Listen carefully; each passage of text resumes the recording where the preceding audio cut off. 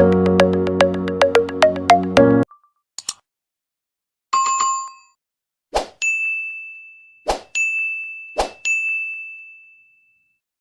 අපි සාකච්ඡා කරන්නේ 2018 අපොස සාමාන්‍ය පෙළ ගණිතයේ පළවෙනි ප්‍රශ්න පත්‍රයේ කෙටි ප්‍රශ්න 25. ඔයගලට දෙන පළවෙනි ප්‍රශ්නේ තමයි මිනිසුන් දස දිනකට වැඩක් නිම කිරීමට දින 6ක් ගත වෙන බවට ඇස්තමේන්තු කර ඇත. එමෙන් දෙගුණයක වැඩ නිම කිරීමට මිනිසුන් 8 දිනකට ගත වෙන දින ගාන තමයි ඔයගලන්ට හොයන්න කියලා තියෙන්නේ. එතකොට මේ ගාන මිනිසුන් ගානක් දීලා තිනවා, ගත වෙච්ච දින ගානක් දීලා තිනවා, කිසියම් වැඩක් දීලා තිනවා. එන්නේ වැඩේ කරන්න දැන් මිනිසුන් මෙච්චර ප්‍රමාණයකට මෙච්චර දින ගානක් යනවනම් තවත් මිනිසුන් ගානක් යදුව කොච්චර දින ගානක් යනවද තමයි ඔයගොල්ලෝ අහලා තියෙන්නේ. ඔයගොල්ලෝ නිකන් මේක තරකෙන් ඔයගොල්ලන් හදන්න පුළුවන් ගානක්. එතකොට අපි මේ ගාන හදද්දී ඔයගොල්ලෝ ඉස්සරම දැනගන්න ඕන මේ අපි ඔයක හොයන්න ඕනේ ඉස්සෙල්ලාම මුළු කාර්යය කොපමණ තියලා තමයි ඉස්සෙල්ලාම හොයන්නේ. එතකොට මුළු කාර්යය කොහොමද හොයන්නේ? මුළු කාර්යය අපි හොයන්නේ මිනිසුන් ගාන වැඩි කරනවා දින ගානේ. එන්නේ දින ඒ මුළු කාර්යය මිනුම් කරන්නේ මිනිස් දින කියන එකකින්. එතකොට අපිට දැන් මේ මිනිසුන් 8 දෙනා මේ මිනිසුන් 8 දෙනෙක්ට ගත වෙන කාලනේ හොයන්න තියෙන. දැන් මෙන්න මේ උඩ දීලා තියෙන මිනිසුන් 10 දෙනෙක් සඳහා දින 6ක් ගත වෙනවා කියලා ඔයගොල්ලෝ දීලා තියෙනවා. එන්නේ ඒගොල්ලෝ කරපු කාර්ය ප්‍රමාණය මෙන් දෙගුණයක කාර්යයක් කරන්න තමයි මෙන්න මේ මිනිසුන් 8 දිනාට ගත වෙන දින ගාන හොයන්න කියලා. එතකොට මේ මිනිසුන් 8 දෙනා කරන මුළු කාර්යය මොකද්ද? මුළු කාර්යය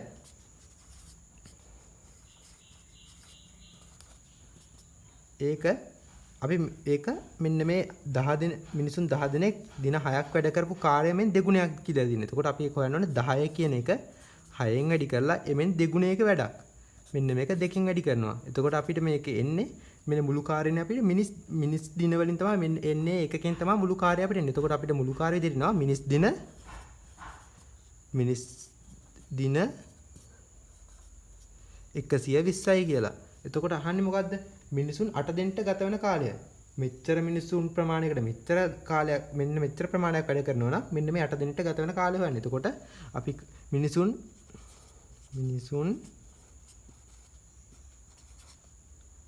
8 දෙනෙකුට ගත වෙන කාලය අපි හොයන්නේ මෙන්න මේ කරපු කාර්ය ප්‍රමාණය අදාළ මිනිසුන් ගානෙන් බෙදන්න ඕන. එතකොට ඔයාට එනවා 120 මෙන්න මේ මිනිසුන් 8 දෙනා තමයි කරලා තියෙන්නේ. එතකොට අපි ඒක 8ෙන් බෙදනවා. එතකොට අර උත්තරේ විදියට එනවා දින 15ක් කියලා. දැන් සමහර ළමයිට මෙන්න මේ දැන් මේක අච්චරට මෙච්චරනම් මෙච්චරට කොච්චරද කියලා තමයි ඔයගොල්ලන් අහන්නේ. දැන් සමහර ළමයිට මේක දැන් එකපාරට තේරුම් ගන්න බැයි නම් ඔයාලා මෙන්න මෙහෙම හිතන්න. ඒක තමයි මුළු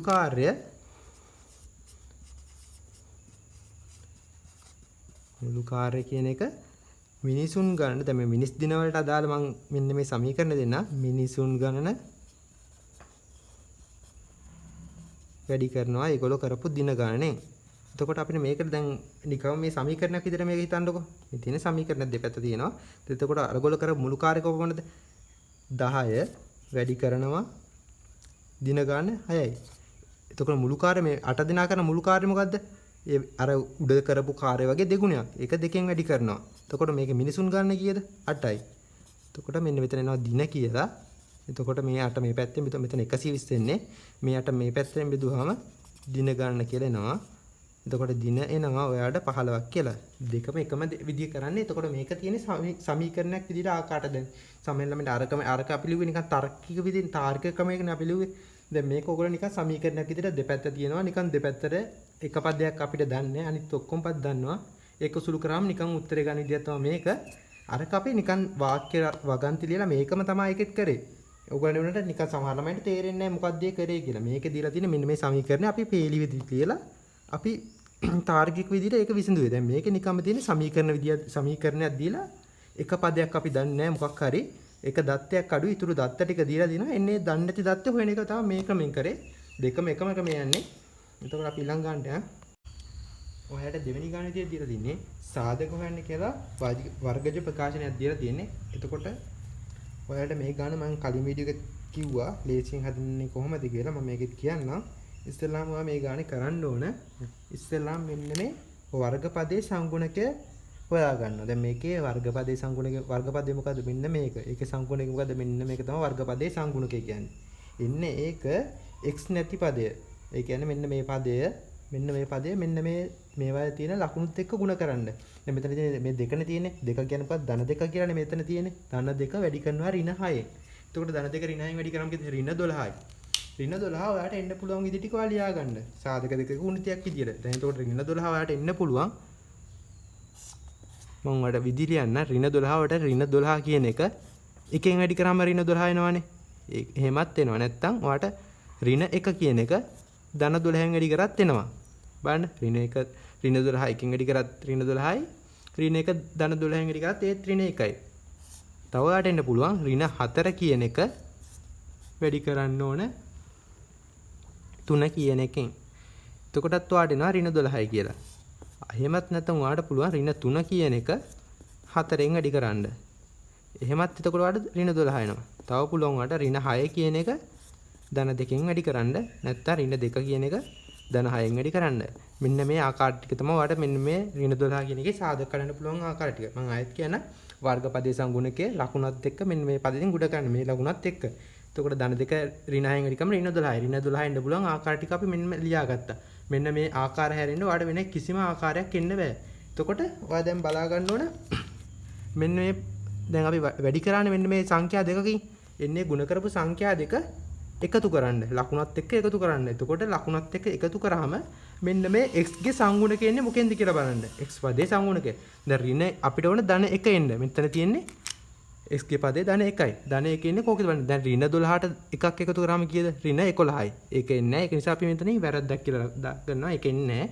දැන් මේක ඍණ 1ට ධන 12ක් එකතු කරගන්න. එතකොට ඉන්නේ ධන 11යි කියලා. ඒකත් නෙමෙයි. මේක බලන්න. එතකොට ඍණ 4ට ධන 3ක් එකතු කරන්න. එතකොට එන්නේ ඍණ 1යි කියලා. අපිට ඕන මොකද්ද? ධන 1. ඒකත් එන්නේ නැහැ වැරදි. දැන් මෙතන මොකක්ද තියෙන්නේ? ඍණ 3ට ධන 4ක් එකතු කරන්න. අන්න එතකොට එනවා ධන 1යි කියලා. එන්නේ එක හරි. දැන් අපි මේ දෙකත් නිකමට බලමු. ර්ණ 6ට දෙකක් එකතු කරාම කිව්ද ර්ණ 4යි. අපිට ඕන ධන එක එක ඉන්නෙත් නැහැ. දැන් අපිට ආවට පස්සේ ඉතුරු ටික බලන්න ඕනේ නැහැ, තේරුම් නැහැ. අපි එනකොට නිකන් බලමු මේකත් හරියද එනවද නැද්ද කියලා. දැන් ර්ණ 2ට ධන 6ක් එකතු කරාම එතකොට ඉන්නේ ධන 4යි. ඒකත් වැරදි. එතකොට දැන් ඔයාට ආපු සංඛ්‍යා දෙක මොකද්ද? මෙන්න මේක ර්ණ 3 ර්ණ 4. එන්නේ ඒක ඔයා කඩා මෙන්න මෙහෙම ලියාගන්න ඊළඟට. දැන් තවත් ළමෙක්ට ප්‍රශ්නයක් තමයි දැන් අපි මෙන්න මේක ලියාගත්තනේ. මෙන්න දැන් මේක ලියලා 2x වර්ගය අපි ඊළඟට ලියන්නේ මොකද්ද කියලා සමහර ළමයින්ට හිතා ගන්න බෑ. ඔයා මම බය නැතුව කියනවා ඔයගොල්ලන්ට මෙන්න මෙහෙම ලියලා ඔයාලා මේ දෙකෙන් කැමති එකක් ඉස්සෙල්ලාම ලියන්න. ඔයාලට ඕනනම් ධන 4 ඉස්සෙල්ලාම ලියන්න නැත්නම් ඍණ 3 ලියන්න. ඔයාලට කැමති එකක් ලියන්න අනිවාර්යෙන් උත්තරේ එනවා. දැන් අපි ඉස්සෙල්ලාම ලියමුකෝ ධන 4 ධන 4යි x ඍණ 3යි x අපි මේ දේවට x කියලා ලියාගන්නේ. සංගුණක දෙකට x කියලා ලියන්න. මෙන්න මේක තියෙන. දැන් මෙන්න ඔයාලට මෙන්න මේ ප්‍රකාශන විතරයි හදා ගන්න තුනේ. ඉතින් ටිකට ඔයාලට නිකන් තියෙන සුළු කිරීමක් කරන්න විතරයි. දැන් අපි දෙක අල්ලලා මේවල තියෙන පොදු සංගුණක එළියට ගමු. දැන් අපි මේ දෙක සලකමුකෝ. දැන් මේකට 2x වර්ගය මෙතන 4x. මේ දෙකටම 2x කියන පොදුයි. අපි ඒක 2x එළියට ගමු. එතකොට ඔයාලට එනවා x ධන 2 කියලා. එතකොට මෙතන මොකක්ද? ඍණ 3x ඍණ 6 තියෙන්නේ. අපි මේක ඍණ දෙකටම ඍණ 3 පොදුයිනේ. අපි ඍණ 3 එළියට ගමු. එතකොට එනවා මෙතනින් x කියලා එනවා. මෙතනින් ධන 2 කියලා එනවා. මේ ප්‍රකාශන දෙකටම මෙන්න මේ පදය පොදුයි. එතකොට අපි මේක පොදු සාධකයක් විදිහට එළියට ගමු. x ධන 2. එතකොට මේක එළියට ගත්තාම 2x කියලා මෙතනින් එනවා. මෙතනින් එනවා ඍණ 3 කියලා. දැන් අපි මෙතන ඉස්සලාම ගත්තේ ධන 4x කියලා මෙතන මම කිව්වේ මෙන්න මේ අපිට මේක නෑ ආවේ. මෙන්න මේක ගන්න ඕන. අපි ඉස්සලාම ලියාගත්තේ ධන 4x නේ. දැන් බැරිලා තුලා මේක ලියමුකෝ. ඉස්සලාම මේකත් එක්ක ඍණ 3x කියලා ලියමුකෝ. මේ අපි උත්තරේ හදලා ඉවරයි. මම මේ දෙවෙනි ක්‍රමයේ ඊළඟට ඔයාලට මේ හදලා පෙන්නන්නේ අනිත් ක්‍රමෙත් හරි කියලා. 2x වර්ගය ධන x ඍණ 6නේ අපිට ගාන දීලා තියෙන්නේ. එතකොට අපි 2x වර්ගය එන්න එකට අපි මේක ගමු. ඉස්සලාම අපි මෙතන ධන 4නේ ගත්තා. අපි ඍණ 3 කියලා ගමු. ඔයාලට මම පෙන්නන උත්තරේ අපි මේකෙන් මොකක් ඉස්සලාම ගත්තත් උත්තරේ හරි වැරදෙන්නේ නැහැ කියලා. 4x ඍණ 6. දැන් මේකේ මොකද්ද? මේ දෙකට පොදු සංඛ්‍යාව මොකද්ද? මේ ළඟ තියෙන පද දෙක පොදු සංඛ්‍යා දෙක පොදු පදේ තමයි අපි එළියට ගන්නෙ. මේකේ පොදු පදේ මොකද්ද? එතන මේ දෙකටම x කියලා තියෙනවා. අපි x එළියට ගමු. එතකොට 2x ඍණ 3 කියලා තමයි මෙතන ඉන්නේ. මේ දෙකේ පොදු පදේ මොකද්ද? මෙතන 4x තියෙනවා. මෙතන ඍණ 6 තියෙනවා. එතකොට දෙකටම පොදු මොකද්ද? 2 කියන එක පොදුයි. එතකොට මෙතනින් ගත්තාම 2x 6න් දෙකක් එළියට ගත්තාම ඍණ 3යි. දැන් මේ දෙකටම 2x ඍණ 3 කියන එක පොදුයි. එතකොට අපිට එළියට ගන්න පුළුවන් 2x ඍණ 3 කියලා. එතකොට මෙතනින් x කියලා එනවා. මෙතනින් දන්න දෙකිනවා. බලන්න ඔයාලට එන්නේ උත්තරේ මේ තමයි එන්නේ. ගාන්ට ඔයා බය නැතුව මෙහෙම සාධකකට ගත්තාම එන එක ඊළඟට ඔයාලට කැමති එකක් ලියාගන්න. අනිවාර්යෙන් ඔයාලට ඊට පස්සේ සුළු කරන්න තියෙන්නේ. අනිවාර්යෙන් මේ දෙක කැමති විදිහට ලියාගන්න. අනිවාර්යෙන් ඔයාලට උත්තරේ එනවාමයි. අපි ඊළඟ ප්‍රශ්නෙට යමු. තුන්වෙනි ගාන විදිහට ඔයගොල්ලන් දීලා තියෙන්නේ රූපයේ දී ඇති තොරතුරු අනුව x යග්ගේ සොයන්න කියලා තමයි ඔයගොල්ලන් දීලා තියෙන්නේ. එතකොට මෙතනින් x කෝණය නිරූපණය වෙනවා. මෙතනින් 3x කෝණය නිරූපණය වෙනවා. එතකොට මේ ගාන විසඳලා දැනගන්න තියෙන තියරි එක තමයි ත්‍රිකෝණයක අභ්‍යන්තර කෝණ වල එකතුව අංශක 180 කියන එක. අපි එහෙනම් ඒ තියරි එක අනුව අපි ලියලා බලමු කොහොමද උත්තර එන්නේ කියලා. එතකොට x ධන 3යි x ධන 80 සමානයි අංශක 180යි කියලා අපිට ලියන්න පුළුවන්. එතකොට x ධන 3යි x ධන 80 සමානයි අංශක 180යි කියලා ලියන්න පුළුවන්. ඔය එතකොට අනිවාර්යයෙන් මේක ලියන්න වරහන් ඇතුලේ දාලා ත්‍රිකෝණයක අභ්‍යන්තර කෝණ වල එකතුව අංශක 180යි කියලා ලියන්න. එතකොට ඔයාලට x ධන 3x වෙනවා 4x කියලා. 4x ධන අංශක 80 සමානයි 180යි. එතකොට 4x සමානයි අංශක 100යි කියලා එනවා. එතකොට දෙපැත්තම 4ෙන් බෙදුවම x සමානයි අංශක 25යි කියලා එනවා. එතකොට මේක දැනගෙන තියෙන්න ඕන තවත් කරුණක් තමයි x කියන්නේ මොකක්ද ඉන්නේ. x කියන්නේ කෝණයක්. අනිවාර්යෙන් එතකොට අවසාන පිළිතුර විදිහට දෙන උත්තරේ අංශක වලින් ලියන්න අමතක කරන්න එපා. හතරවෙනි ගාන විදිහට ඔයගොල්ලන් දීලා තියෙන්නේ රූපයේ ABCD සමචතුරස්‍රයේකී BCE කේන්ද්‍රික ඛණ්ඩයකදී දී ඇති සංයුක්ත රූපයේ පරිමිතිය සොයන්න තමයි ඔයගොල්ලන් කියලා තියෙන්නේ. එතකොට පරිමිතිය කියවම මෙන්න මේ රූපේ වටේ දිග තමයි හොයන්න ඕනේ. එතකොට මේ දිග මෙන්න මේ වටේ දිග තමයි හොයන්න ඕන. එතකොට මේ ABCD කියන්නේ සමචතුරස්‍රයක් කියලා තමයි දීලා තියෙන්නේ. එතකොට ABCD කිව්වම මෙන්න මේ එතකොට මේ පාදෙට මෙන්න මේ පාද හතර සමානයි. සමචතුරස්‍රයක පාද හතර සමානයිනේ. එතකොට මෙන්න මේ පාද හැම පාදයකම දිග සෙන්ටිමීටර් 7යි. එතකොට මේ මොකක්ද තියෙන්නේ? කේන්ද්‍රික ඛණ්ඩයක්. එතකොට මේ මොකද්ද? BE කියන්නේ කේන්ද්‍රික ඛණ්ඩාරය. එතකොට අරය මොකද්ද? සමචතුරස්‍රයක පාදයක දිගනේ අරය කියලා මේකට එන්නේ. එතකොට මේකත් සෙන්ටිමීටර් 7යි කියලා එන්නේ. එතකොට අරය මේක සෙන්ටිමීටර් 7 නම් වෘත්තයක අරය වෙනස් වෙන්නේ නැහනේ. මේ B නේ එතකොට කේන්ද්‍රය වෙන්නේ. මෙන්න මේ දිග 7යි නම් මේ BE කියන්නේ මොකද එතකොට? ඒත් අරය. එතකොට ඒකත් සෙන්ටිමීටර් 4ට සමාන වෙන්න ඕන. BE කියන එකත් සමාන වෙන්න ඕන සෙන්ටිමීටර් 4. මොකද වෘත්තයේ අරය ඕනම තැනක එක දිගයක්. එතකොට මේකේ පරිමිතිය ගන්නකොම පරිමිතිය P කියලා ගමු. P සමානයි මෙන්න මේ සෙන්ටිමීටර් 7 ඔයා දන්න මෙතන 1යි 2යි 3යි 4ක් තියෙනවා. සෙන්ටිමීටර් 7 ඒවා 7යි සෙන්ටිමීටර් ඒවා කෑලි 4ක් තියෙනවා. 1යි 2යි 3යි 4යි. ඒකට එකතු කරන්න ඕන මෙන්න මේ ඡාපයේ අගය පරිදි ඒ කියන්නේ මේ ඡාප කොටසේ අගය මේ තියෙන්නේ වෘත්තයකින් 4න් එක කොටසක්. එතකොට වෘත්තයක පරිදි දිග හොයන්නේ කොහමද? 2πr. එතකොට 2πr කියන්නේ සම්පූර්ණ වෘත්තයක දිග. ඒ කියන්නේ පරිදියේ දිග. දැන් මේක තියෙන්නේ වෘත්තයක පරිදියේ දිගෙන් 4න් එකක්. එතකොට ඔයා කරන්න ඕන 2πr කියන එක ඒක වැඩි කරන්න ඕන 4න් එකෙන්. ඒ කියන්නේ 4න් බෙදුවම හරි. එතකොට මේ තමයි මෙන්න මේ ඡාප කොටසේ දිග. එතකොට අරය r කියන්නේ කීයද? r කියන්නේ සෙන්ටිමීටර් 7යි.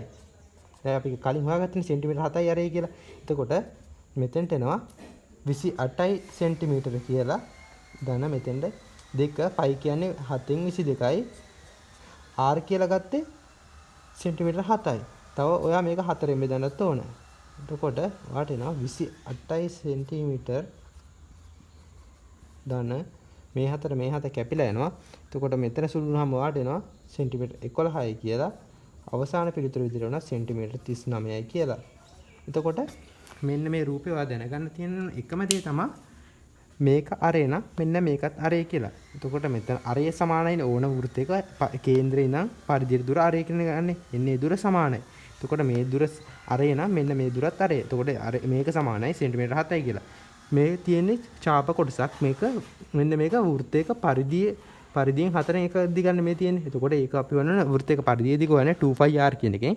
ඒකෙන් 4න් පංගුවක් තමයි CE දිග එන්නේ. එතකොට මෙන්න මෙහෙම සුළු කරාම අවසාන පිළිතුර විදිහට වඩා 39ක් කියලා එනවා. පස්වෙනි ගාන විදිහට ඔයගොල්ලන්ට දීලා තින්නේ සුළු කරන්න කියලා ප්‍රකාශනයක් දීලා තියෙන්නේ. එතකොට ඔයා මේක ඉස්සෙල්ලාම කරන්න ඕන මේ දෙකේම එකම හරයකට සුළු කරගන්න ඕන. එතකොට ඔයා ඒක නිසා ඉස්සෙල්ලාම කරන්න ඕන. දැන් මෙතන 2x නේ තියෙන්නේ මෙතන x තියෙන්නේ. දෙකම එකම හරයක් ගන්න උඩයි යටයි මෙන්න මේ පැත්ත දෙකෙන් වැඩි කරන්න. එතකොට මම කරන විදිහ පෙන්නන්න 4 දීම x මේකත් වැඩි කරනවා දෙකෙන් මේ දෙකෙන් වැඩි කරනවා. එතකොට ඔයාට ඉන්න 2x කියලා. එතකොට මේ මෙන්න මේ මෙතන එනවා උඩ එනවා 8යි කියලා යට එනවා 2x කියලා. එතකොට මේ පැත්ත එනවා 1 යට 2x කියලා. දැන් මේ මෙන්න මේ දෙකේම එකම හරයක් තියෙන නිසා ඔයාලට මේ උඩ ලවයන් දෙක එකම එකම හරයක් යටතේ ලියා ගන්න පුළුවන්. එතකොට 2x 8 ඍණ 1 අවසාන පිළිතුර දෙන 7 වෙනිම 2x කියලා. ඕන කෙනෙක්ට ඕන මේක එකපාරින් සුළු කරලා ගන්න පුළුවන් මොනෝමේ. ඉතින් මම ඕනම කෙනෙක්ට තේරෙන විදිහට මම මේක කරන පියවර අනුපිළිවෙලට ලියලා පෙන්නුවේ. ඕනනේ ඔයාලට ඕන නම් මෙන්න මේ පියවර අත්‍යවශ්‍ය නැහැ. ඔයාලට ඕන කෙලිම මෙහෙම ගන්න හදන්න පුළුවන්. දෙකේම කෙලිම 2x කියලා ගත්තා. එයාට මෙතන උඩ කියලා 8 ඍණ 1 කියලා ගත්තා. අවසාන පිළිතුර විදිහට 4 ඍණ 2x කියලා ගත්තා. මෙහෙම ලියමු ප්‍රමාණවත් මම ඕනම කෙනෙක්ට තේරෙන්න තමයි මෙන්න මෙහෙම උඩ යට දෙකෙන් වැඩි කරනවා කියලා පෙන්නලා මෙහෙම දීර්ඝ විදිහට කරේ. මෙන්න මේ විදිහට හැදුවනම් ඔයාලට අවසාන පිළිතුර එනවා. මේ පියවර සංඛ්‍යාව ප්‍රමාණවත් වලට එන අපි ඊළඟ ගානට යමු. 6 වෙනි ගාන විදිහට ඔයගලන්ට දෙලා තියෙන්නේ රූපේ ABC සරල රේඛාවකේ දී ඇති තොරතුරු අනුව DAB හි අගයසවන්න තමයි ඔයගලන්ට කියලා දීලා තියෙන්නේ.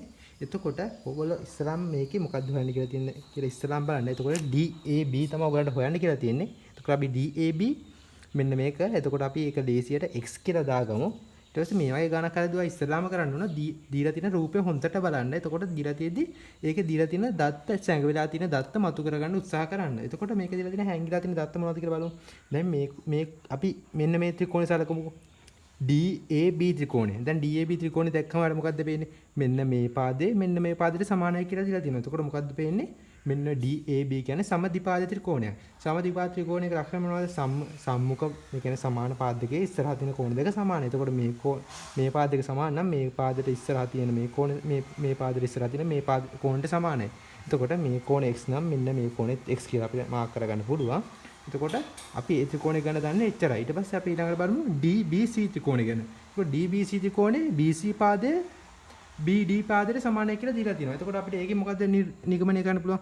මේකත් සමදිපාද ත්‍රිකෝණයක්. එතකොට සමදිපාද ත්‍රිකෝණයක මේ පාදෙට ඉස්සරහා තියෙන මේ කෝණය සමානයි මේ පාදෙට ඉස්සරහා තියෙන මේ කෝණය. එතකොට ඔයාලට ලියන්න පුළුවන් මේ කෝණ දෙක සමානයි කියලා. එතකොට මේ කෝණය අංශක 30යි කියලා ඔයාලට මාක් කරගන්න පුළුවන්. එතකොට දැන් ඔයාලට ඉස්සලා තිබි හිස් රූපයන්නේ දත්ත කීපයක් තියෙන පොඩි රූපයක් තිබේ. දැන් ඔයා මේකේ ගොඩක් දත්ත දන්නවා. ඔයා හැංගිලා තියෙන දත්ත ගොඩක් මතු කරගත්තා. දැන් ඔයාලට මේකට උත්තරේට නිකම්ම පහසුවෙන් යන්න පුළුවන්. දැන් එතකොට ඔයාලට ත්‍රිකෝණ පේනවා. දැන් අපි මේ ත්‍රිකෝණ ගොඩක් දත්ත මාක් කරගෙන තියෙනවා. එතකොට දැන් අපි මේ ත්‍රිකෝණ සැලකුවොත් මෙන්න මේ ත්‍රිකෝණ මේ පාදෙත් දන්නවා මේ කෝණෙත් දන්නවා මේ කෝණෙත් දන්නවා. එතකොට මේක තේරෙන්නේ නැද්ද? ත්‍රිකෝණයක පාදයක් දික් කිරීමෙන් සෑදෙන බාහිර කෝණය අභ්‍යන්තර සම්මුඛ කෝණ දෙක එකතුවට සමාන කියන තියරි එක මතක් වෙන්න ඕන. එතකොට අපිට මේ තියරි එක නෝ ලියන්න පුළුවන් x සමානයි මෙන්න මේ කෝණ දෙකේ එකතුව කියලා. එතකොට 30 ධන 30 කියලා. එතකොට අපි මේක ගත්තේ මොකක් කියලාද? මෙන්න මේ මොන තියරි එකද අනුද ගත්තේ? ත්‍රිකෝණයක පාදයක් දික් කිරීමෙන් සෑදෙන බාහිර කෝණය අභ්‍යන්තර සම්මුඛ කෝණ දෙක එකතුවට සමානයි කියන එක තියරි එකෙන්. එතකොට වරහන් ඇතුලේ ගත්ත හේතුව ලියන්න. එතකොට අපිට අවසාන උත්තරය දෙනවා x සමානයි අංශක 60යි කියලා. ඔන්න අපිට නිකම්ම පහසුවෙන් කිසිම වැඩි ගණනයක් කරන්න නැහැ. මෙන්න මේ දෙක එකතු කරලා විතරයි තිබුණේ. එතකොට ඔයාලට උත්තරේ ඉස්සලාම මෙන්න මේ වගේ පහසුවෙන් ගන්න විසඳන්න නම් ඔය ඉස්සලාම කරන්න ඕන. ඉස්සලාම දීලා තියෙන රූපේ හොඳට බලන්න ඕන. දීලා තියෙන රූපේ දීලා තියෙන ඉස්සලාම දත්ත ටික මේකේ ලකුණු කරගෙන ඉන්න ඕන. ඊට පස්සේ මේකේ තියෙන හැංගිලා තියෙන දත්ත මතු කරගන්න උත්සාහ කරගන්න ඕන. එතකොට ඔයා මේකේ ඉස්සලාම දැන් ඔයා මේකේ කිසිම දත්තයක් ලකුණු කරගන්න නැතුව මේක කොහොමද හදන්නේ කියලා කල්පනා කර හිටියොත් ඔයාලට උත්තරේ එකපාරට මතක් වෙන්නේ නැහැ. ඒක නිසා ඔයා මේකට කරන්න තියෙන ලේසිම ක්‍රමය තමයි ඉස්සෙල්ලාම තීරා දින දත්ත මතු කරගන්න උත්සාහ කරන්න. ඊට පස්සේ ඔයාලට නිකම් මේ වගේ සුළු ගණනයකින් අවසාන පිළිතුර ඉතා පහසුවෙන් එනවා. අපි හරි ඊළඟට යමු. අත්‍යනි ගාන විදිහට උගලන දීලා තියෙන්නේ මෙන්න මෙහෙම ප්‍රකාශනයක් දීලා මෙන්න මේකේ අගය හොයන්න කියලා තමයි දීලා තියෙන්නේ. මේ ගාන හදන්න කලින් මම දැනගෙන තියෙන එක දෙයක් තමයි අපි log 10 පාදයේ කියන එක අපි ලේසියට ලියන්නේ LG කියලා. මෙන්න ඒ කරුණ මතක තියාගෙන ඉන්න ඕන. එතකොට දැන් මේක දීලා තියෙන්නේ මොකද්ද? මෙන්න මේකේ අගය හොයන්න කියලා තමයි දීලා තියෙන්නේ. අපිට මෙන්න මෙතන සම්බන්ධයක් දීලා තියෙනවා. අපි ඒක ඉස්සරහට ලියමු. 26.3 සමානයි 10 1.42 බලය කියලා ලියන්න දින්න. දැන් අපිට මේකේ log අගය තමයි ඕනේ. ලඝු 10 පාදයේ තමයි ඕන. අපි ඒක නිසා දෙපැත්තෙම මෙහෙම ලියාගමු. LG 26.3 මේ පැත්තෙත් අපි log ගමු. එතකොට 10.1.42. එතකොට දැන් අපිට මෙන්න මේ කෑල්ල ඇවිල්ලා දින අපිට ඒ කෑල්ලගේ මෙන්න මේක සුළු කරලා උත්තරේ ගන්න පුළුවන්. දැන් අපි මොකද කිව්වේ LG කියන්නේ අපි ලේසිවට log 10 පාදේ කියන එක තමයි අපි LG කියලා දාන්නේ. එතකොට අපි මෙන්න මේ කෑල්ල එහෙම්ම ලියනවා. log කියන එකට මේ LG කියන එකට අපි log 10 පාදේ කියලා ලියමු. log 10 පාදේ අපි මෙන්න මේ ප්‍රකාශනය එහෙම්ම ලියනවා. 10 1.42 බලය. එතකොට මෙන්න මේ බලය අපි ඉස්සරහට ගන්න පුළුවන්. 1.42 වැඩි කිරීම මෙන්න මේ කැලේ හැම ලියනකොට 10 10. එතකොට ඔයා දැනගෙන ඉන්න ඕන ලඝු 10 10 කියන්නේ කීයද? 1යි. එතකොට 1.42 වැඩි කිරීම log 10 පාදේ 10 කියන්නේ 1යි. එතකොට ඔයාට අවසාන පිළිතුර දෙනවා 1.42 කියලා. ඔයාට 8 වෙනි ගාන වර්ගඵලයේ වර්ග සෙන්ටිමීටර් 880ක් වූ ඍජු කෝණාශ්‍රාකාර කඩදාසියක් පතුලේ අරය සෙන්ටිමීටර් 14ක් වූ ඝන ඍජු වෘත්ත සිලින්ඩරයක වක්‍රපෘෂ්ඨය හරියටම වැසෙනසේ අලවා ඇත. සිලින්ඩරයේ උස සොයන්න තමයි ඔයගලන්ට දීලා තියෙන්නේ. එතකොට ඔයාලට සිලින්ඩරයක් දීලා තියෙනවා. මෙන්න මෙහි අපි සිලින්ඩරය ඇඳගමු. එතකොට මෙන්න මේ සිලින්ඩරයේ වක්‍රපෘෂ්ඨය හරියටම වැසෙන්න ඍජු කෝණාශ්‍රාකාර කඩදාසියක් ඇති වෙනවලු. මෙන්න මේ වර්ගඵලය ඇතිලු. එතකොට ඔයාලට මේක මොකද්ද කරන්න ඕන? දීලා තියෙන වර්ගඵලය මෙන්න මේ කියන ඍජු කෝණ මෙන්න මේ කියන ඍජු සිලින්ඩරයේ වක්‍රපෘෂ්ඨයේ වර්ගඵලයට තමයි ඔයා සමාන කරන්න ඕනේ. අපි එතකොට මෙන්න මේ සිලින්ඩරයේ උස අපි h කියලා ගමු. අරය r කියලා ගමු. එතකොට ඔයා මොකද්ද කරන්න ඕන? මෙන්න මේ සිලින්ඩරයේ වක්‍රපෘෂ්ඨයේ වර්ගඵලය ඔයා මෙන්න මේ කියන වර්ගඵලයට සමාන කරන්න ඕන. අපි වර්ගඵලය a කියලා ගමු. a සමානයි සිලින්ඩරයේ වක්‍රපෘෂ්ඨයේ වර්ගඵල වෙන සූත්‍රය මොකද? 2πr වැඩි කිරීම h. 2πr වැඩි කිරීම h. මෙන්න මේ සිලින්ඩරයේ අරය h කියන්නේ උස. එතකොට අපිට වර්ගඵලයේ විදිහට දීලා තියෙනවා 880යි කියලා. එතකොට තව ඔයාලට දීලා තියෙනවා 2π කියන්නේ 7/22 අරේ විදිහට දීලා තියෙන සෙන්ටිමීටර 14යි කියලා. එතකොට h තමයි දන්නේ නැත්තේ. එතකොට මෙතනින් සුළු කරාම 880යි මේ හතර මෙතනින් දෙයක් ගිහිල්ලා 2 වැඩි කිරීම 22 වැඩි කිරීම 2 වැඩි කිරීම h කියලා එනවා. ඔයාලා එතකොට 880යි සමානයි මේ ටික සුළු කරාම ඔයාට එනවා ඒත් ඔයාට සුළු 88යි කියලා. එතකොට අවසාන වශයෙන් ඔයාට h කියලා එනවා සෙන්ටිමීටර 10යි කියලා. 9 වෙනි ගාන ABCD යන වෘත්තය මත පිහිටි ලක්ෂ 4කේ දී ඇති තොරතුරු අනුව DEC හි විශාලත්වය සොයන්න තමයි ඔයගලන්ට දීලා තියෙන්නේ. මම එතකොට DEC කෝණය x කියලා නම් කරගත්තා. ඒතකොට වඩ හොයන්න ඕනේ x කියන එක. දැන් ඔයාලට බලන්න මෙන්න මේ CBE කෝණය අංශක 15යි කියලා දීලා තියෙනවා. ADE කෝණය අංශක 40යි කියලා දීලා තියෙනවා. එතකොට දත්ත වශයෙන් දීලා තියෙන මෙච්චරයි ඔයාලට. දැන් ඔයා හොයන්න ඕනේ මේකේ සැංගිලා තියෙන තොරතුරු මොනවද කියලා. දැන් එතකොට ඔයාලට පේනවා මේක එකපාරටම දැක්කම සමහර ළමයි නිකම්ම උත්තරේ පේනවා. සමහර ළමයින්ට උත්තරේ පේන්නේ නැහැ. දැන් බලන්න ඔයාලට නිකම්ම මොනවා හරි දෙයක් විශේෂ දෙයක් පේනවද කියලා බලන්න. දැන් මෙතනින් මෙන්න මේක යා කරාම බලන්න. දැන් ඔයාලට පේනවද බලන්න. එකම කණ්ඩේ කෝණයක් තියෙනවද මේ කියලා මෙතන. මෙන්න මෙතන මේකත් එකම කණ්ඩේ කෝණ මේකත් එකම කණ්ඩේ කෝණ. මෙන්න මේක යා කරාම තමයි සමහර ළමයින්ට පේන්නේ. එතකොට ඔයාලට මෙන්න මේක අංශක 40යි කියලා මාක් කරගන්න පුළුවන්. එතකොට දැන් අපි හොයන්න මේ කෝණනේ. එතකොට ඔයාලට පේනව නේද CEB ත්‍රිකෝණ දිහා බලන්න. CEB ත්‍රිකෝණය. එතකොට x කියලා එන්නේ පාදයක් ත්‍රිකෝණයක පාදයක් දික් කිරීමෙන් සෑදෙන බාහිර කෝණය අභ්‍යන්තර සම්මුඛ කෝණ දෙකට සමාන වෙලා කියන ප්‍රමේය දාලා ඔයාලට බලන්න x තියන්න පුළුවන්ද කියලා. x හොයන්න පුළුවන්ද කියලා බලන්න. මෙන්න මේක බලන්න. මෙන්න මේ කෝණ දෙක එකතුව පාදයක් දික් කිරීමෙන් සෑදෙන බාහිර කෝණයට සමානයි කියලා ලියන්න පුළුවන් කෙලින්ම. එතකොට 40 ධන 15 සමානයි x කියලා ඔයාලට ලියන්න පුළුවන්. එතකොට අවසාන පිළිතුර විදිහට ඔයාලට x එනවා අංශක 55යි කියලා. ඔයාලට නැත්තම් දැන් ඔයාලට මෙතනින් ඕන තවත් ක්‍රමයක් තියෙනවා ගාන විසඳන්න. ඒ මොකද්ද? දැන් අපි මේක මකමුකෝ. දැන් ඔයාලට පේනවා දැන් මෙන්න මෙතනින් යා කරලා බලන්න DC යා කරන්න. එතකොට ඔයාලට පේනවා බලන්න මෙන්න මේ කෝණෙයි එකම කණ්ඩේ කෝණ වෙනවද කියලා. එතකොට ඔයාලට මේක ලියු හැකි මෙතන අංශක 15යි නම් මේකත් අංශක 15යි කියලා ලියන්න පුළුවන්. මෙන්න මේ කෝණේ. එතකොට ඔයාලා බලන්න AED ත්‍රිකෝණ දිහා බලන්න. ඒකත් එක්ක ඒක දිහා බලනකොට ඔයාලට පේනවා ත්‍රිකෝණයක පාදයක් දික් කිරීමෙන් සෑදෙන බාහිර කෝණය අභ්‍යන්තර සම්මුඛ කෝණයට අභ්‍යන්තර සම්මුඛ කෝණ දෙකේ අගයට සමානයි කියන තියරි එක මෙන්න මේ ත්‍රිකෝණයටත් යොදන්න පුළුවන්. එතකොටත් ඔය x ඉදුවා මෙන්නේ 15 + 40 = x කියලා. එතකොට අංශක 55 කියලා එනවා. 10 වෙනි ගාන විදිහට ඔයගොල්ලන්ට දීලා තියෙන්නේ සමීකරණයක් දීලා එක විසඳන්න තමයි කියලා තියෙන්නේ. එතකොට මම මේ ක්‍රම දෙකක් යටතේ ඔයගොල්ලන්ට විස්තර කරනවා. පළවෙනි ක්‍රමයේ විදිහට x වර්ගය = 36 = 0 කියලා අපි ඉස්සරහම ලියාගමු. එතකොට 36 කියන්නේ මොකද්ද? 6 වර්ගය. එතකොට අපිට x වර්ගය = 36 කියන එක 6 වර්ගය විදිහට ලියන්න පුළුවන්. එතකොට ඔයාලට පේනවා මෙන්න මේ වර්ග දෙකක අන්තරයක් තියෙනවා. එතකොට වර්ග දෙකක අන්තරයක් සාධක කඩන්නේ කොහොමද? x එකක් ඍණ සාධකයක් විදිහට ලියනවා. අනිත් එක ධන විදියට ලියනවා. සමානයි බිඳුවයි. දැන් මේ දෙක බිඳුවට සමාන වෙන්න එක්ක x ඍණ 6 සමානයි බිඳුව හෝ x ධන 6 කියන එක සමානයි බිඳුවට වෙන්න ඕන. එතකොට මේකෙන් එනවා x සමානයි 6 කියලා හෝ x සමානයි ඍණ 6 කියලා. මම ඔයාලට දෙවෙනි ක්‍රම විදිහට කියලා දෙන්නේ. මේක x පළවෙනි ප්‍රකාශය ලියා ගන්න. ඍණ 36 සමානයි බිඳුවයි. එතකොට x වර්ගය සමානයි 36 කියලා ලියන්න පුළුවන්. එතකොට ඔයාලට හොයන්න ඕන දැන් මේ සමීකරණ අපිට හොයන්න ඕන x නේ. එතකොට x අපි හොයන්න මොකද කරන්න ඕන? දෙපැත්තම වර්ගමූලය ගත්තා නම් හරි. එතකොට x වර්ගය මේකේ වර්ගමූලය මේ පැත්තෙන් ගත්තා. එහා පැත්තෙන් අපි වර්ගමූලය ගමු. එතකොට x වර්ගයේ වර්ගමූලය කියන්නේ මොකද්ද? xමයි. එතකොට මෙන්න මේ සංඛ්‍යාවක වර්ගමූලය ගත්තාම ඔයාලට අනිවාර්යෙන් ඔයා මතක් කරලා ලියන්න ඕනේ. දැන් 36 කියන්නේ මොකද්ද? 6 36 වර්ගමූලය මොකද්ද? 6යි. ඔයා ඒක ලියද්දී අනිවාර්යෙන් මතක තියාගන්න ඕන වර්ගමූලයක් ගන්නේ ධන හෝ ඍණ ලියන්න ඕන අනිවාර්යෙන්ම. එතකොට ඔයාලට මෙන්න මේ උත්තර දෙකම මෙන්න මේ ක්‍රමෙනුත් එනවා. x සමානයි ධන 6 හෝ x සමානයි ඍණ 6 කියලා මෙන්න මේ ක්‍රමෙනුත් ඔයාලට එනවා. 11 වෙනි ගාන ඒකාකාර ශීඝ්‍රතාවයකින් ජලය ගලා එන නලයකින් ධාරිතාව ලීටර 480ක් වූ ටැංකියක් සම්පූර්ණයෙන් ජලයෙන් පිරවීමට මිනිත්තු 8ක් ගත වේ.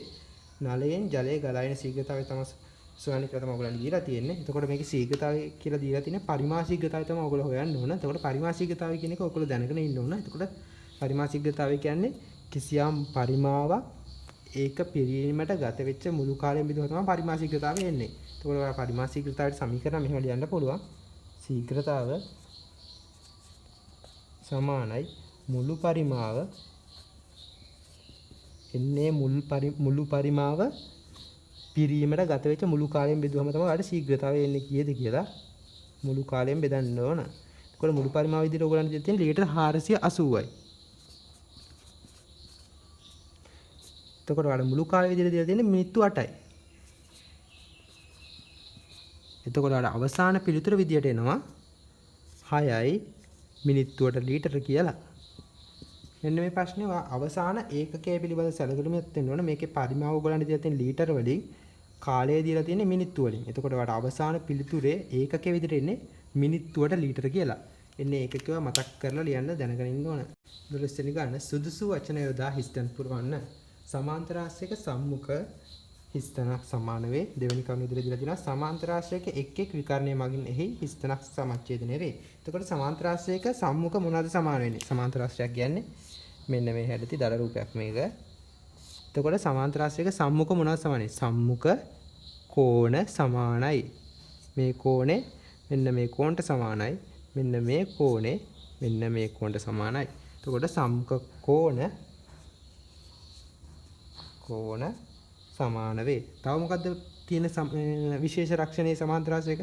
සම්මුඛ පාද සමාන වෙනවා. මේ පාදෙට මේ පාද සමාන වෙනවා. මෙන්න මේ පාදෙට මෙන්න මේ පාද සමාන වෙනවා. ඒක නිසා සම්මුඛ පාදත් සමාන වේ කියලා ලියවනම් හරි ඒ කරුණට. එතකොට දෙවෙනි කරුණ මොකද්ද?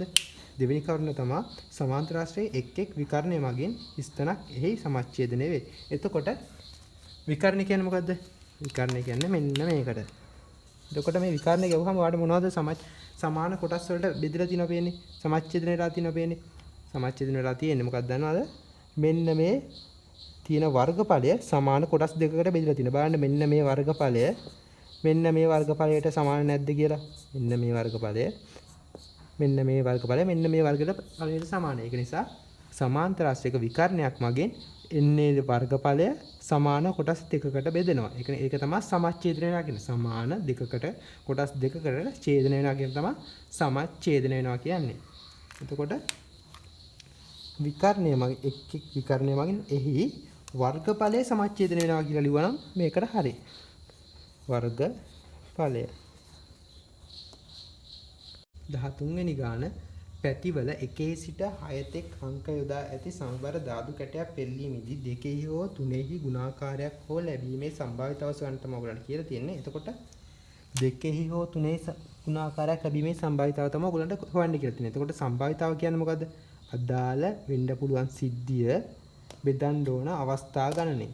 එතකොට ඔයාට අපි S කියලා ගත්ත නියදී අවකාශය කියන්නේ වෙන්න පුළුවන් සිද්ධි ගන්න. ඔයාට වෙන්න එක වැටෙන්න පුළුවන්, දෙක වැටෙන්න පුළුවන්, තුන වැටෙන්න පුළුවන්, හතර වැටෙන්න පුළුවන්, පහ වැටෙන්න පුළුවන්, හය වැටෙන්න පුළුවන්. එතකොට නියදී අවකාශයේ අවස්ථා ගන්න කීයද?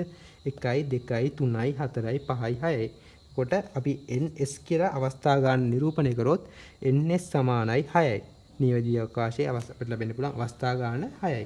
මුළු අවස්ථා ගන්න 6යි. එතකොට ඔයාලට කියන්නේ මොකද්ද? 2යි හෝ 3යි ගුණාකාරයක් ලැබීම. අපි x කියලා ගමු 2යි හෝ 3යි ගුණාකාරයක් ලැබීමේ කුලකය. එතකොට ඔයාලට 2යි 1ත් 6ත් අතර 2යි හෝ 3යි ගුණාකාර මොනවද? 2 තියෙනවා, 4 තියෙනවා, 3 තියෙනවා, 6 තියෙනවා. මෙන්න මේ අවස්ථා ටික විතරනේ 2යි හෝ 3යි ගුණාකාර තියෙන 1ත් 6ත් අතර. ඒක නිසා මේ අවස්ථා කීයක් තියෙනවද ඔක්කොම? 1යි 2යි 3යි 4යි. එතකොට nx සමානයි 4යි. 2යි හෝ 3යි ගුණාකාර ලැබීමේ ආකාර 4යි. එතකොට අවසානයේ අහන්නේ මොකද්ද? 2යි හෝ 3යි ගුණාකාරයක් ලැබීමේ සම්භාවිතාව. සම්භාවිතාව හොයන්නේ කොහොමද? ලැබෙන්න පුළුවන් මුළු සිද්ධි ගානේ අපිට කියලා තියෙන සිද්ධිය ලැබෙන ආකාර ගානේ බෙදුවම තමයි ඔයාලට අවසාන උත්තරේ එන්නේ. එතකොට 2යි හෝ 3යි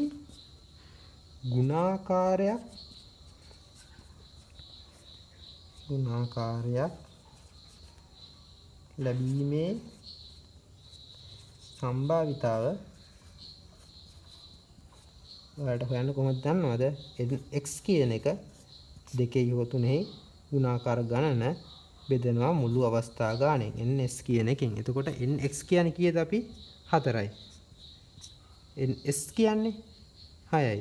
එතකොට ඔයාලට පිළිතුර විදිහට එනවා 6න් 4යි කියලා. ඔයාලට කැමති නම් මේක තවත් සුළු කරන්න පුළුවන්. ඒක වඩා හොඳයි 3න් 2යි කියලා.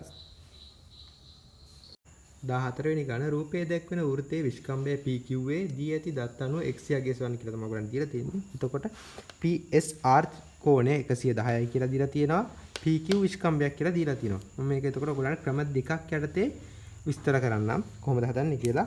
එතකොට මේක PQ විස්කම්භයක් නිසා මෙන්න මේ වෘත්තයේ කෑලි දෙකකට බෙදෙනවා. එතකොට මේක එක් අර්ධ වෘත්තයක්, මේක අනිත් අර්ධ වෘත්තයක්. ඔයාලා දන්න ප්‍රමේයයක් තමයි අර්ධ වෘත්තයේ කෝණ ඍජු කෝණ කියලා. එතකොට PRQ කියන්නේ මොකක්ද කියවන්නේ? අර්ධ වෘත්තයේ කෝණ. ඒ නිසා PRQ කෝණය සමානයි අංශක 90යි කියලා ලියන්න පුළුවන්. අර්ධ වෘත්තයේ කෝණ ඍජු කෝණ කියන ප්‍රමේය අනුව. එතකොට ආයේ ප්‍රමේය මෙන්න මෙහෙම ලියන්න. එතකොට මේකට අපිට අංශක 90යි කියලා දාගන්න පුළුවන්. එතකොට PQRS කියන්නේ මොකද්ද?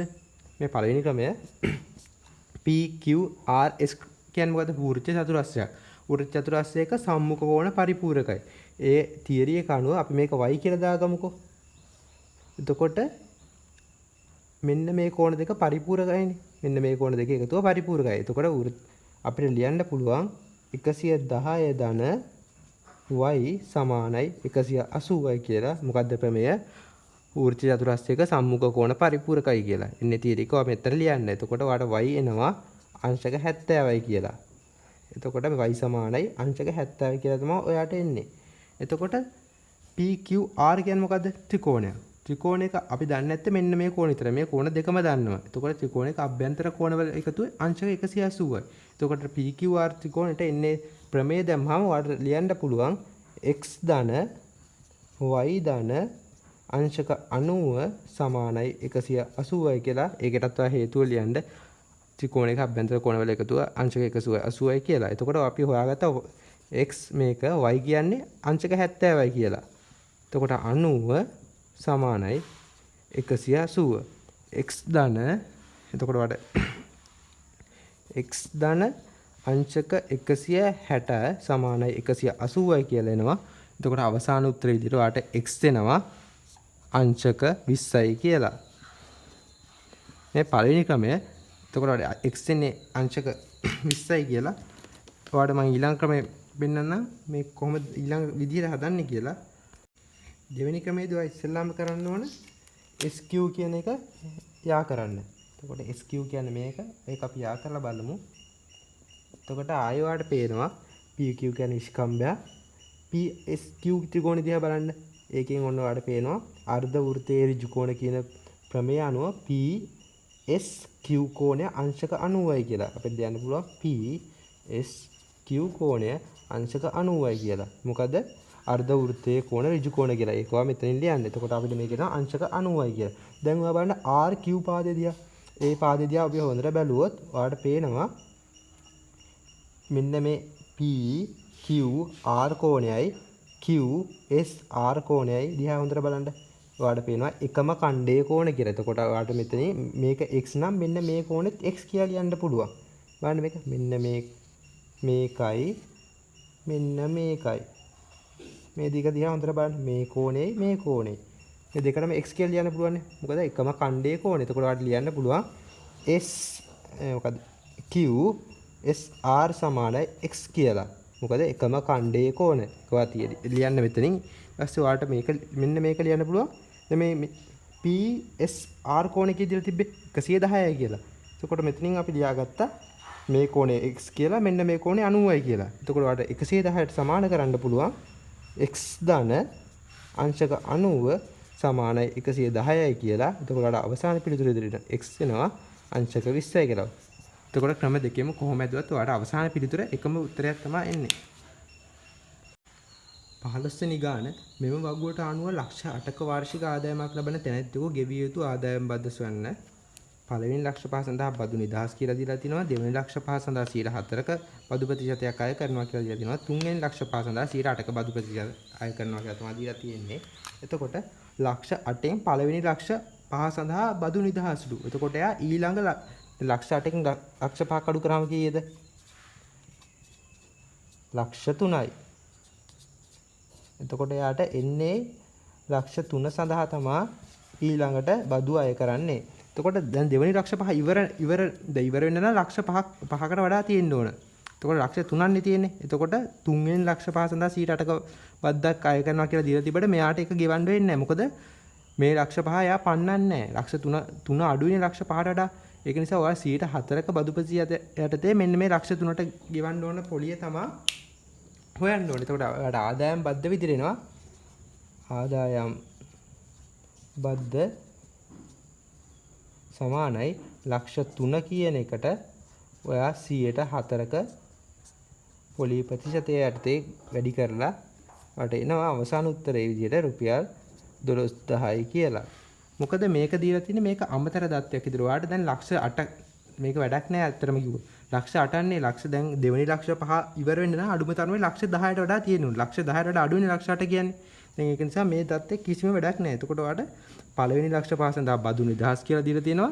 එතකොට ඒ ලක්ෂ 5 අඩු කරාම ඉතුරු වෙන ගානට තමයි 4%ක පොලී ප්‍රතිශතයද එන ගාන හොයන්න තියෙන්නේ. උත්තරේ හොයන්න තියෙන්නේ. එතකොට අර අවසාන පිළිතුරේ දෙනවා 12000යි කියලා. 16 වෙනි ගාන මෙහි දැක්වෙන්නේ අරේ සෙන්ටිමීටර 7ක් වූ අර්ධ වෘත්තයකින් හා ත්‍රිකෝණයකින් සමන්විත රූපයකි මුළු වර්ගඵලය සොයන්න තමයි ඔයගලන්ට කියලා තියෙන්නේ. එතකොට මුළු වර්ගඵලය අපි A කියලා ගමු. එතකොට මුළු වර්ගඵලය හොයද්දි මෙන්න මේ අර්ධ වෘත්තයට මෙන්න මේ ත්‍රිකෝණයේ වර්ගඵලය එකතු කරනවා. හරි. ඔයා දන්නවා වෘත්තයක වර්ගඵලය හොයන්නේ phi r වර්ගය කියන සූත්‍රයෙන්. මේක අර්ධ වෘත්තය නිසා භාගයෙන් වැඩි කරනවා. තව ත්‍රිකෝණයක වර්ගඵලය හොයන්නේ භාගය වතාවක් ආධාරකය වැඩි කරනවා ලම්බ උසෙන්. එතකොට ආධාරක වැඩි කරනවා ලම්බ උසෙන් කියන එකෙන් r කියලා ගත්තට සෙන්ටිමීටර 7. එතකොට ආර මේකට අගයන් ආදේශ කරන්න 5 කියන්නේ 7න් 22යි r කියලා ගත්තේ 7 සෙන්ටිමීටර 7යි. එතකොට ආධාරකය කියලා ඉන්නේ මෙන්න මේ මුළු දිග. මේක අරයක් නම් මේකත් අරයක් නම් මේ මුළු මේ අර්ධ වෘත්තයක් කියලා දීලා දෙනවා. එතකොට මේ මුළු විස්කම්බය තමයි ආධාරකය විදිහට එන්නේ. එතකොට මෙතන 7යි නම් මෙතනත් 7යි. එතකොට ආධාරකය විදිහට එනවා සෙන්ටිමීටර 14යි කියලා. ලම්බ උස දීලා තියෙන්නේ සෙන්ටිමීටර 7යි කියලා. එතකොට මේක සුදු කරාම වෙනවා මේ හතර මේ 7ක් කපලා ගිය හැකි මේ දෙකට 11යි කියලා එනවා. එතකොට 11 වරක් 77යි වර්ග සෙන්ටිමීටර ධන මේ දෙකට මෙතනින් දෙකක් කපලා ගියාම 7 වරක් 7 49යි වර්ග සෙන්ටිමීටර. එතකොට මේ උත්තරේ මේ දෙක එකතු කරාම වාට අවසාන පිළිතුරු දෙනවා 126යි වර්ග සෙන්ටිමීටර කියලා. අවසානයේ මතක තියාගන්න මේක වර්ග සෙන්ටිමීටර කියලා ලියන්න. සමහර අය ඒකකේ නැතුව ලියනවා. එතකොට ආයේ අවසාන පිළිතුරට හම්බෙන ලකුණු නිකන් කැපිලා යනවා. 17 වෙනි ගාන රූපයේ දී ඇති තොරතුරු අනුව x යක් ගෙස්වන්න කියලා තමයි දීලා තියෙන්නේ. එතකොට මෙන්න වාට රූපයක් දීලා තියෙනවා. මෙන්න මේ කෝණේ අංශක 100යි. මෙන්න මේ කෝණේ අංශක 20යි. මෙන්න මේ කෝණේ x කියන එක තමයි හොයන්න දීලා තියෙන්නේ. එතකොට මෙන්න මේ පාද දෙක සමානයි. තව මේ පාද දෙක සමානයි කියලා තමයි දීලා තියෙන්නේ. මේක දැක්කම ඔයාලට පේන්න ඕන මෙන්න මේ ත්‍රිකෝණය. මෙන්න මේ මං පෙන්නන ත්‍රිකෝණේ මෙන්න මේ පාදයේ මධ්‍ය ලක්ෂය මේක. දැන් මේ පාද දෙක සමාන නම් මේකනේ මෙන්න මේ දිග පාදයේ මධ්‍ය ලක්ෂය. එතකොට මේ පාද දෙක සමානයි නම් මෙන්න මේ පාදයේ මධ්‍ය ලක්ෂය මෙන්න මේක. එතකොට මොකක්ද තියෙන්නේ? පාද දෙකක මධ්‍ය ලක්ෂය යා කරන රේඛාව තමයි මෙන්න මේ රේඛාව. එතකොට මේක දැක්කම මතක් වෙන ප්‍රමේය මොකද්ද? ත්‍රිකෝණයක පාද දෙකක මධ්‍ය ලක්ෂය යා කරන රේඛාව තුන්වෙනි රේඛාවට සමාන අතරින් හරි අඩකට සමාන වේ කියන එක තමයි මධ්‍ය ලක්ෂ්‍ය ප්‍රමේය තමයි ඔයාලට මතක් වෙන්න ඕනේ. එතකොට මේ පාද දෙක එකිනෙකට සමාන්තර වෙනවා. එතකොට ඔයාලට පේනවා මේ දෙක සමාන නිසා මේ කෝණේ 100යි නම් මෙන්න මේ කෝණේ 100යි කියලා. මොකද අනුරූප කෝණ සමාන්තර රේඛාව මෙන්න මේ තීර රේඛාවෙන් කැපුවට පස්සේ මෙන්න මේක අනුරූප කෝණ වෙලා මේ කෝණේ 100යි නම් මෙන්න මේ කෝණේ 100 වෙනවා. එතකොට මම මේ ක්‍රම දෙකක් යටතේ ඔයාලට කියලා දෙන්න. පළවෙනි ක්‍රමය තමයි දැන් මේකේ මෙන්න මේ පෙන්නේ ත්‍රිකෝණයක පාදයක් දික් කිරීමෙන් සෑදෙන බාහිර කෝණය අභ්‍යන්තර සම්මුඛ කෝණයට සමානයි කියන තියරි එක දැම්මම ඔයාලට මේක x කියන එක නිකම්ම හොයන්න පුළුවන්. අපි ලියමු x ධන අංශක 20 සමානයි අංශක 100යි.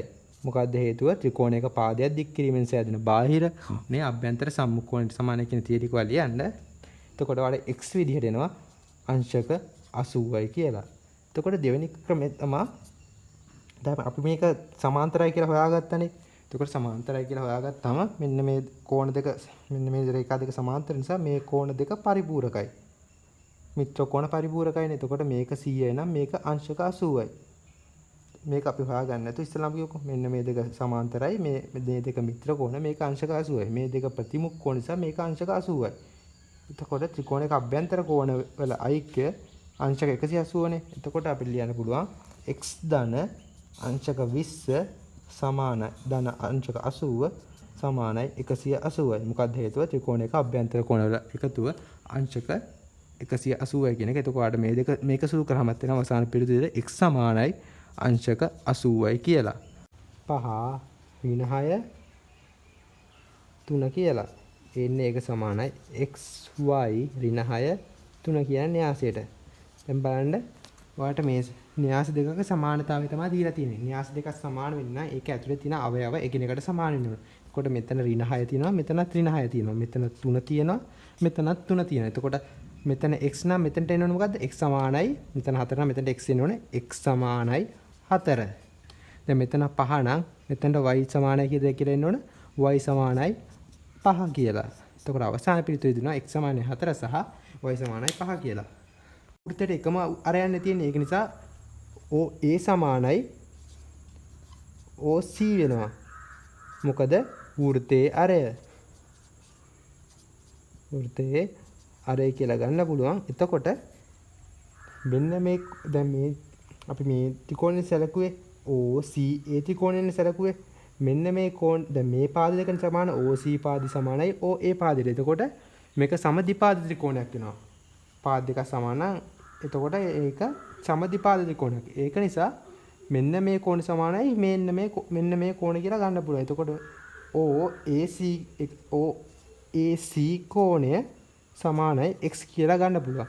මොකක්ද හේතුව? සමදිපාද ත්‍රිකෝණ නිසා. මේ කෝණට මේ පාදෙට ඉස්සරහා තියෙන කෝණය සමානයි මේ පාදෙට ඉස්සරහා තියෙන කෝණය.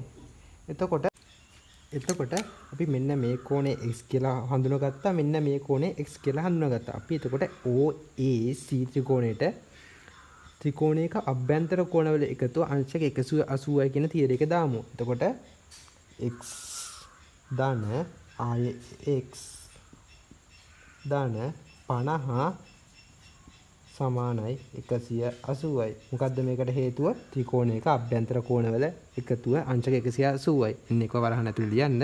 එතකොට 2x ධන 50 සමානයි 180යි කියනවා. එතකොට 2x සමානයි 130යි කියනවා.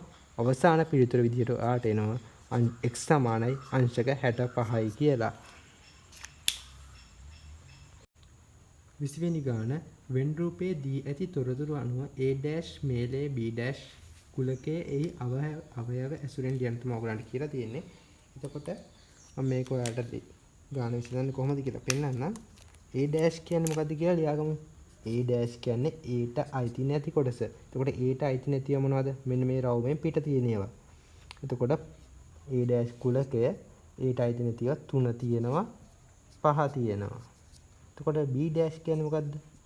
B රවුමට අයිති නැති ටික. 4 Bට අයිති නැහැ, 5 Bට අයිති නැහැ. එතකොට අපිට කියන්නේ මොකද්ද? A' මේලය B'.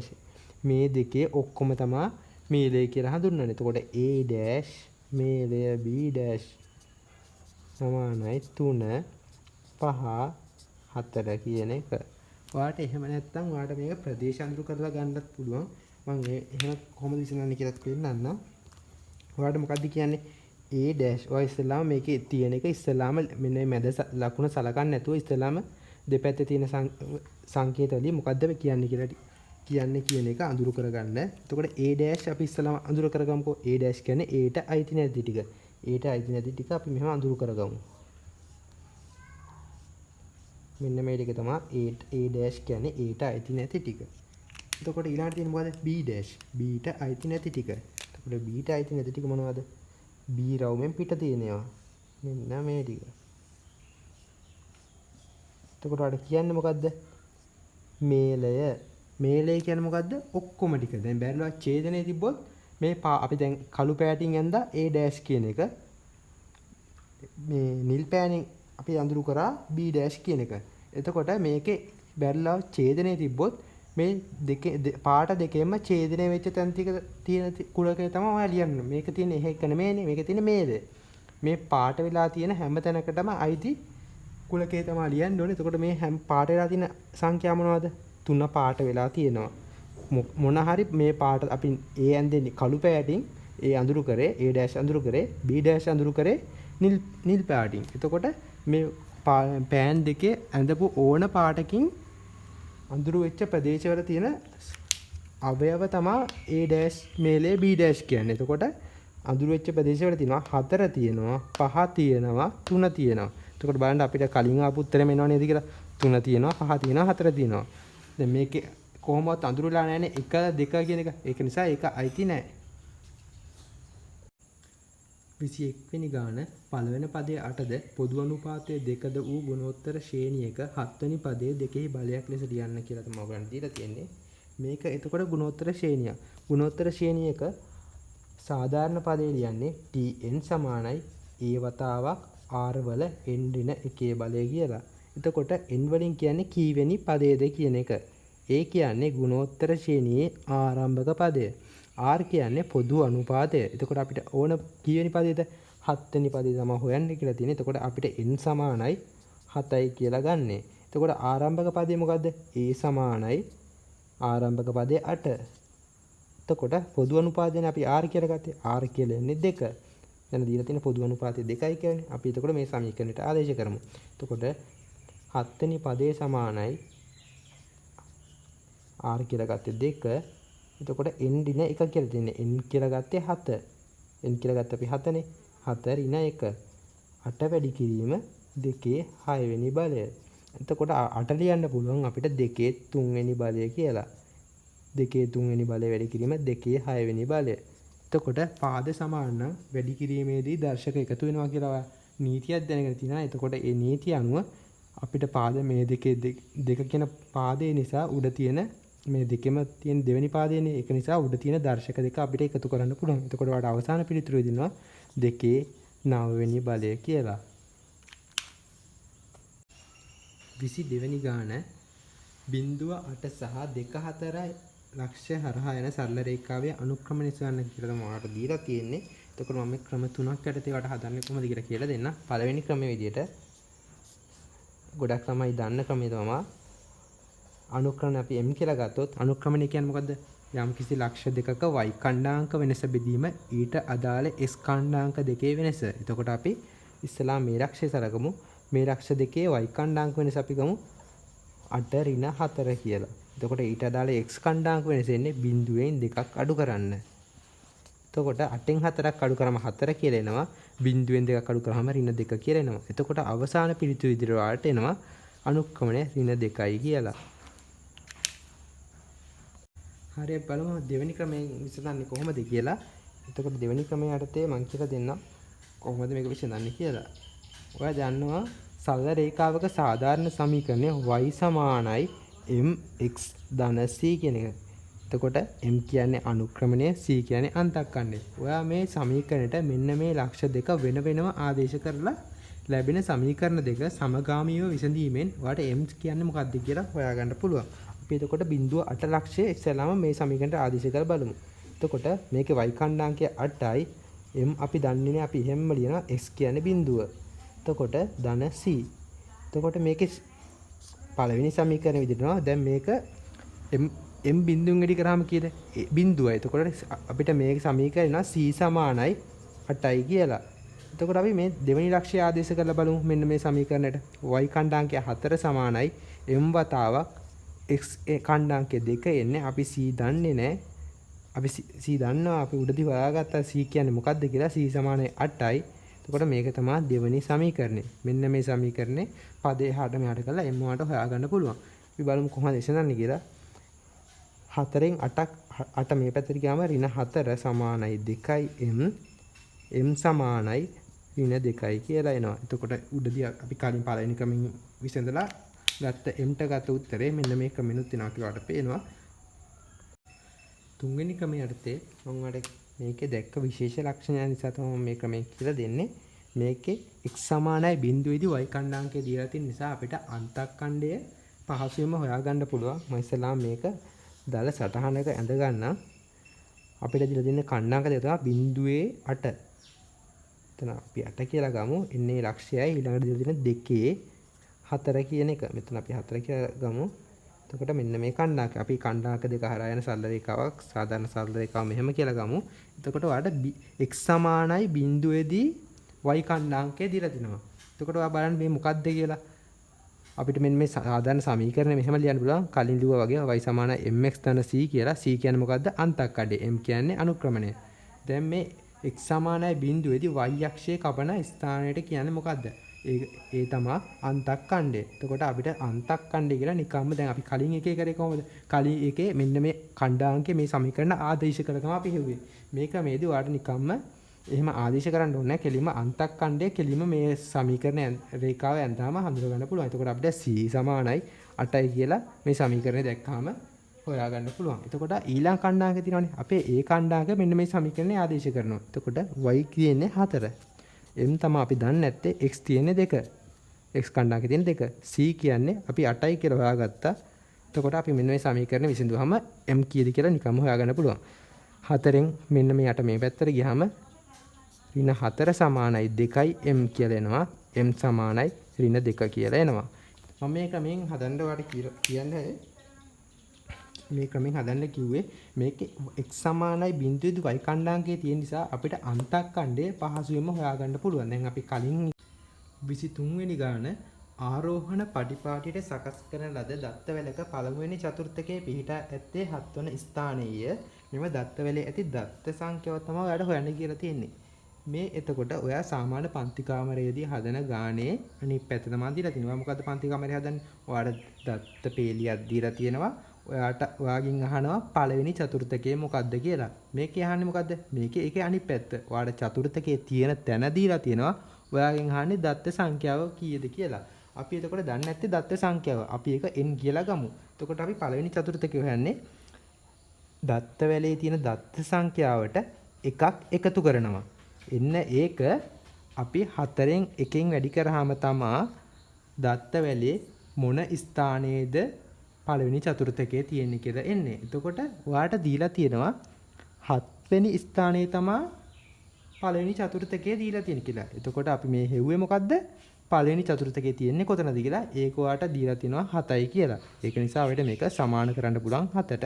එතකොට මෙන්න ඔයා ගාන හදන්න ඕන ආරම්භක ප්‍රකාශනය ලියාගත්තා. දැන් ඔයා කරන්න ඕන මෙතනින් එහාට පොඩි මෙන්න මේ සුළු කිරීම සුළු කරලා n හොයන්න තමයි ඔයාලට තියෙන්නේ. එතකොට දෙපැත්තම දැන් ඔයා දෙපැත්තම 4න් වැඩි කරන්න. එතකොට n ධන 1 සමානයි 7 වැඩි කිරීම 4 කියලා එනවා. එතකොට n ධන 1 සමානයි 28යි කියලා එනවා.